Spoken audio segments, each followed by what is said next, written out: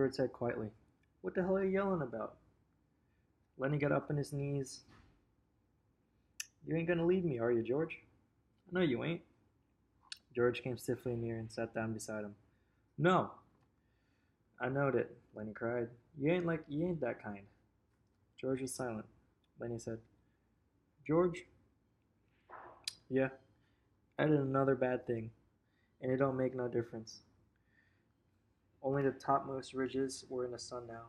The shadow in the valley was blue and soft. From a distance came the sound of men shouting to one another. George turned his head and listened to the shouts. Lennie said, George, yeah, ain't you gonna give me hell? Give you hell? Sure, like you always done before. Like if I didn't have you, I'd take my fifth. Jesus Christ, Lennie, you can't remember one thing that happens, but you well always remember what I'm gonna say. George shook himself. He said grimly, "If I was alone, I could live so easy." His voice was monotonous, had no emphasis. I could get a job, have no mess. He stopped. Go on, said Lennie. And the end of the month come. And when the end of the month came, I could take my $50 and go to a, a cat house. He stopped again. Lennie looked eagerly at him and said, Go on, George. Ain't you gonna give me no more hell? No. Well, I can go away, said Lennie. I'll go right up to the hills and find a cave if you don't want me. George shook himself again. No, I don't. I want you to stay here with me. Lennie craftily. Lennie said craftily, Tell me like you've done before. Tell you what? About the other guys, about us, George said. Guys like us have no family. They make a little steak and then they blow in it. They ain't got nobody in the world that gives a hoot in the hell about them. But not us, cried Lennie. Tell about us now. George was quiet for a moment. But not us, he said. Because I got you, and I got you. We got each other. That's what gives a hoot in the hell about us. Lennie cried. The, the little evening breeze blew over the clearing, and the leaves rustled, and the waves flowed up the green pool. Shots of men sounded again, but this time much closer than before. George took off his hat. He said shakily, Take off your hat, Lennie. The air feels fine. Lennie removed his hat doubtfully and laid it on the ground in front of him. The shadow of the valley was bluer. The evening came fast. On the wind, the sound of crashing in the brush came to them. Lennie said, Tell how it's gonna be.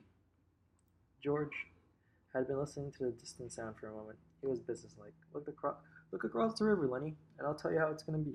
Like you can almost see it. All right, Lennie. Lennie obeys and turns around.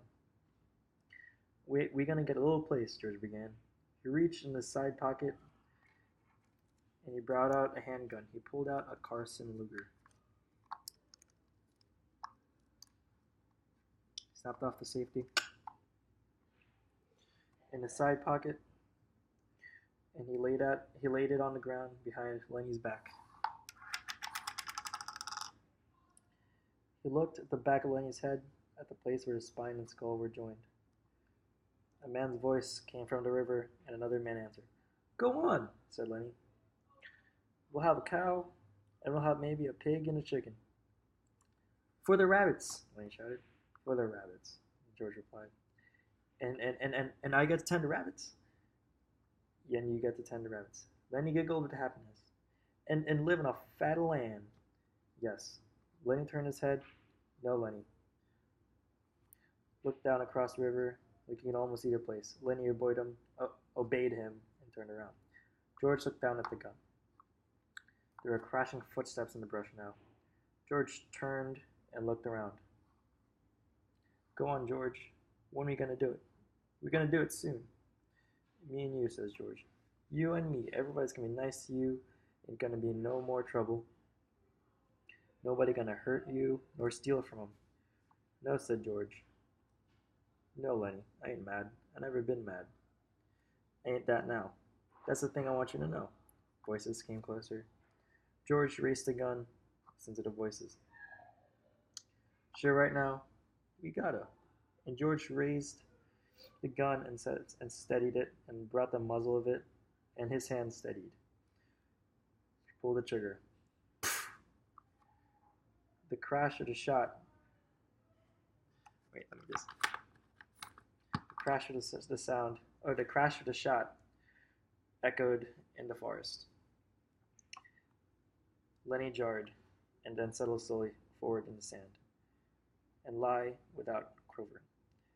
George shivered and looked at the gun, and he threw it from him, back into the bank near the pile of old ashes. The brush seemed filled with cries and the sound of running feet. Slim's voice shouted, "George, where you at, George?"